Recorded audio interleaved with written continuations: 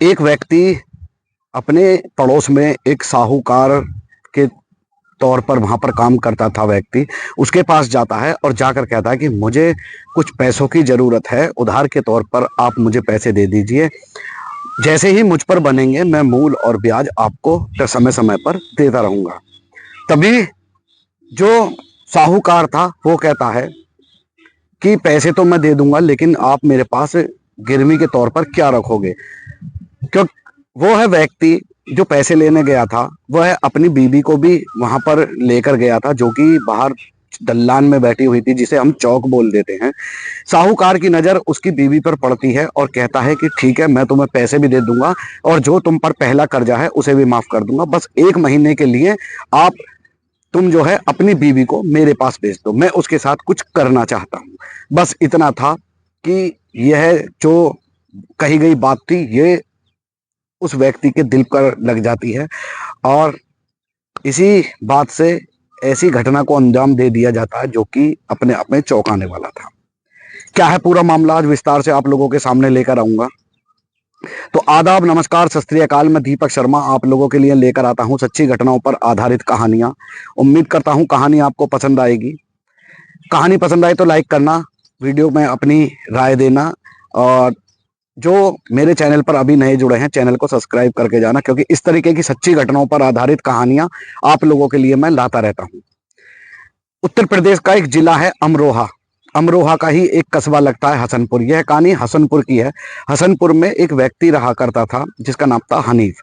हनीफ हसनपुर में रहा करता था और ई रिक्शा चलाया करता था, जो कि बैटरी वाला होता है। ई रिक्शा चला चला कर वह अपना गुजारा करता था और जरूरतमंदों को ब्याज पर पैसे भी दिया करता था। हनीफ की शादी बिजनौर जिले का एक कस्बा पड़ता है चांदपुर, चांदपुर की ही सरवरी से हो जाती है। सरवरी जब से शादी होती है, कुछ समय के बाद उनके 2 बच्चे हो जाते हैं और बच्चे होने के बाद वह सरवरी से लड़ाई झगड़े करता था और जिससे उनके घर में खटपट रहती थी। सरवरी भी अपने बच्चों के साथ उसे छोड़कर चली जाती है। इसकी हनीफ की उस टाइम, जिस टाइम इसके साथ ये घटना घटी, उस टाइम उम्र थी 70 वर्ष। 70 वर्ष का हनीफ ई रिक्शा चलाया करता था और लोगों को ब्याज पर पैसे दिया करता था। एक बार एक व्यक्ति उसके पास एक कुछ पैसे लेने के लिए आता है। उसे जरूरत पड़ गई थी, बहुत ही इमरजेंसी में, कहता है कि मुझे कुछ पैसे की जरूरत है और आप मुझे पैसे दे दीजिए। हनीफ कहता है उससे कि पैसे तो मैं आपको दे दूंगा, लेकिन आप मुझे ये बताओ कि आप जो है गिरवी के तौर पर क्या रखोगे। तो वो कहता है मैं अपनी बाइक लेकर आया हूँ और मैं अपनी बाइक गिरवी रख दूंगा, आप मुझे थोड़े पैसे दे दीजिए। जब मैं आपके पैसे और जो मूल है और ब्याज है वो लौटाऊंगा, तब मैं अपनी बाइक ले जाऊंगा। अब साहूकार जो हनीफ था वो उसकी बाइक रख लेता है और उसे पैसे दे देता है। वो व्यक्ति अपने जो पैसे थे जो साहूकार ने दिए थे उन्हें लेकर अपने घर चला जाता है और उससे जो उसका काम था वो करने लगता है। कुछ दिनों बाद कंडीशन फिर से ही उसकी ऐसी आ जाती है। फिर से वो एक बार सोचता है कि क्यों ना हनीफ भाई के पास ही जाया जाए और मदद मांगी जाए। वो फिर से हनीफ के पास जाता है और जाकर कहता है कि मुझे थोड़े से पैसे और चाहिए और जैसे ही मुझ पर बनेंगे मैं आपको दे दूंगा, मोटरसाइकिल मेरी खड़ी ही है। वो कहता है कि मोटरसाइकिल तो आपने जो पहले मुझसे ब्याज पर पैसे लिए हैं उसके एवज में तुमने मोटरसाइकिल दी है, लेकिन अब जो मैं आपको रकम दूंगा उसके बदले आप क्या गिरवी रखोगे? तो वो फिर से एक बार कोई घरेलू ऐसा सामान था या पत्नी की चीज थी जिन्हें रखकर हनीफ से पैसे उधार ले लेता है और अपना गुजर बसर करता है। कुछ दिन बीतते हैं। जिस व्यक्ति ने पैसे लिए थे वो उस व्यक्ति को किसी इमरजेंसी काम से कहीं बाहर जाना था, साधन उसके पास था नहीं, और वो उसी साहूकार के पास जाता है अपनी पत्नी के साथ। पत्नी के साथ जैसे ही जाता है तो पत्नी को बाहर चौक में बिठा देता है और खुद हनीफ के पास अंदर चला जाता है। जाकर कहता है कि दादा, मेरे को बाइक की ज़रूरत पड़ रही है और मुझे किसी इमरजेंसी काम से कहीं जाना है और मुझे आप बाइक अगर दे दे तो मैं आराम से जा सकता हूँ अपनी पत्नी के साथ, और जैसे ही मैं वापस आऊँगा तुम्हारे पास बाइक अपनी खड़ी कर जाऊँगा। तो वो कहता है कि बाइक मैंने इस तरीके से गिरवी नहीं रखी थी कि तुम जब भी आओ, जब तुम्हारा मन चाहे तुम ले जाओ और जब मन चाहे जब खड़ी कर जाओ। ये तुमने कर्जे के तौर पर मेरे पास रखी है और मैं इसे नहीं दूंगा। वह व्यक्ति बहुत उसे भरोसा दिलाता है, लेकिन हनीफ का मन नहीं पिघलता। वह उसके सामने गिड़गिड़ाने लगता है और हाथ जोड़ने लगता है कि मुझे बहुत इमरजेंसी है और मुझे किसी काम से बाहर जाना है, आप मेरी मदद करें। तभी जो बूढ़ा व्यक्ति था, साहूकार 70 वर्षीय हनीफ, उसकी नज़र बाहर चौक में पड़ती है उसकी पत्नी पर। पत्नी को देखते के साथ ही वो उस व्यक्ति से कहता है कि ठीक है, मैं तुम्हें बाइक भी दे दूंगा और तुम्हारा जो कर्जा है वो भी माफ कर दूंगा। ना तुम्हें मूल देने की जरूरत है, ना तुम्हें ब्याज देने की जरूरत है, और भी चाहो तो तुम मुझसे और पैसे ले सकते हो, 10,000, 20,000, 50,000। तो इस पर वह व्यक्ति कहता है कि हनीफ भाई, आप बहुत ही दयालु हैं और बस मुझे पैसों की तो अब जरूरत नहीं है, लेकिन मुझे बाइक दे दीजिए, मुझे बहुत जल्दी है, मुझे कहीं पहुंचना है जहाँ अगर मैं समय पर नहीं पहुंचा तो मेरा काम खराब हो जाता है। तो हनीफ इस पर कहता है कि ठीक है, तुम्हें मैं बाइक भी दे दूंगा और सारा कर्जा माफ, लेकिन इसके लिए तुम्हें मेरा एक काम करना पड़ेगा। अब वह व्यक्ति बोलता है कि हनीफ भाई, मैं आपके लिए हर काम करने के लिए तैयार हूं, आप बताइए तो सही मुझे करना क्या है। तो हनीफ कहता है कि करना कुछ नहीं है, बहुत छोटा सा काम है और आपके आपके ही अंडर का है। ना मुझे दौलत चाहिए आपकी, ना शोहरत चाहिए, केवल 1 महीने के लिए मैं तुम्हारी बीवी को अपने पास रखना चाहता हूँ, उससे संबंध बनाना चाहता हूँ। अब इतनी बात थी, हनीफ का एकदम दिमाग चकरा जाता है कि ये कैसी बात कर रहे हैं।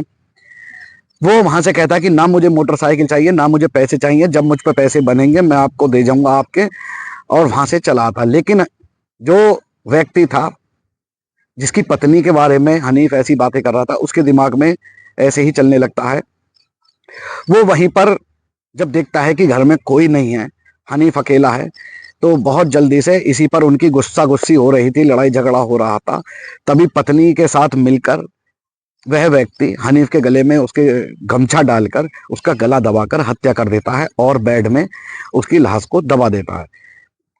दबाने के बाद वहां से वह व्यक्ति फरार हो जाता है अपनी पत्नी के साथ। उसने सोचा कि अगर मैं इसे बाहर ले जाऊंगा तो पकड़ा जाऊंगा, क्यों ना मुझे किसी ने देखा भी नहीं है और इसको हत्या हो गई है, तो इसे इसी बेड में दफन करके चले जाते हैं। वो वहां से उसे दफन करके वहां से चला जाता है और जब 2-3 दिन बीत जाते हैं तो जो अड़ोस पड़ोस वाले थे उनको वहां से बदबू आनी स्टार्ट हो जाती है। वो कहते हैं कि ऐसी तो गली में गंदगी नहीं है और ये बदबू इतनी कहाँ से आ रही है, गली तो बिल्कुल साफ पड़ी है। जैसे ही सारे लोग इकट्ठा होते हैं कॉलोनी के, और वो एक दूसरे से इसी बात पर चर्चा कर रहे थे कि दिन पे दिन ये जो बदबू है, ये जो स्मेल आ रही है, ये दिन पे दिन बढ़ती जा रही है, आखिरकार मामला है तो है क्या। वो उसी तरफ रुख कर देते हैं जिस तरफ से बदबू आ रही थी और धीरे धीरे जाकर एक घर की तरफ जाकर ठहरते हैं। घर पर गेट बाहर से बंद था और उसमें से बहुत ज्यादा गंदी बदबू आ रही थी। वो जैसे ही उस घर पर पहुंचते हैं और देखते हैं कि ये तो घर हनीफ का है और हनीफ लगभग पिछले 3 दिनों से हमने देखा नहीं है। जैसे ही उस घर को खोला जाता है तो उस घर में से इतनी बुरी बदबू आ रही थी, इतनी ज्यादा बदबू आ रही थी कि लोगों से रुका नहीं जाता है।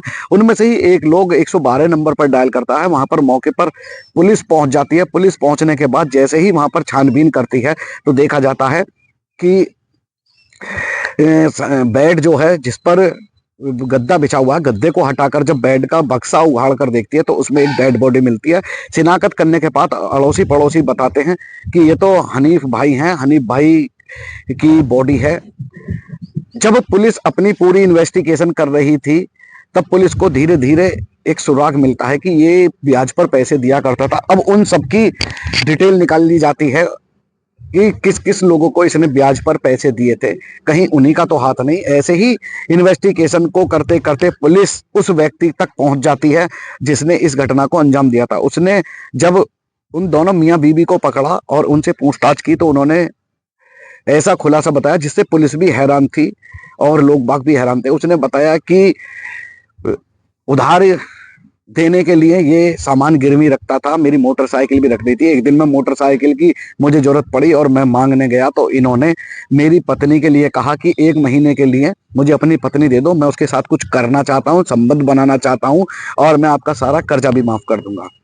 तो इस तरीके के लोग भी हमारे देश में रहते हैं जो दूसरे की मजबूरी का फायदा उठाते हैं और दूसरे का काम निकालने के लिए इतनी घिनौनी हरकतें करते हैं। तो ऐसे व्यक्तियों के बारे में क्या कहेंगे। हालांकि जो उस व्यक्ति ने और उसकी पत्नी ने किया, उसकी हनीफ की हत्या कर दी, अगर वो पुलिस में इसकी शिकायत करता तो जरूर उसे इंसाफ मिलता। लेकिन उसने जो उसकी हत्या करके अपने ऊपर एक इल्जाम लगाया, पुलिस ने दोनों ही आरोपियों को पकड़कर कोर्ट में पेश करके जेल भेज दिया है।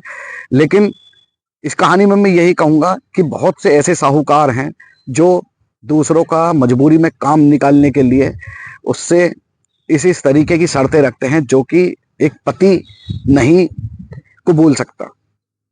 तो इस वीडियो से आपको क्या सीख मिलती है कमेंट में जरूर बताएं। और जो हनीफ ने उस व्यक्ति से डिमांड की थी क्या सही थी, या उस व्यक्ति ने हनीफ का मर्डर करके क्या सही किया, कमेंट बॉक्स में अपनी राय जरूर दें। इस कहानी को सुनाने का उद्देश्य किसी की भावनाओं को ठेस पहुंचाना बिल्कुल नहीं है। आपको जागरूक करना है, सचेत करना, सावधान रहें, सुरक्षित रहें। मिलता हूं आपसे ऐसी ही एक सच्ची कहानी के साथ। तब तक के लिए जय हिंद, जय भारत।